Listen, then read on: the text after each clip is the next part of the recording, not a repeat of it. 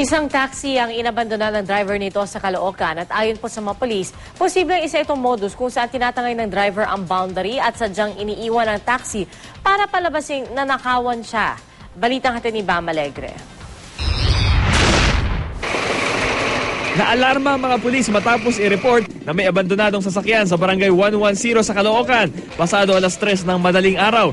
Itinawag ng mga tanod sa pulis ang nakatiwangwang na taxi na nasa loob ang susi. Mas kahina-hinala raw ang nakita ng isang tanod na lalaking naka-uniforme umano na taxi driver na lumabas galing sa kotse. Nang aktong lalapitan ng mga tanod ng lalaki, tila bubunot raw siya ng baril sa tagiliran ng pantalon.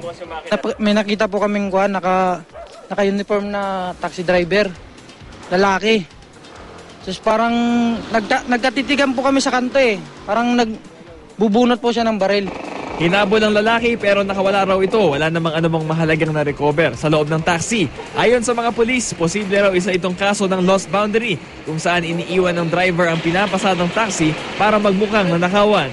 Bam Alegre, GMA News.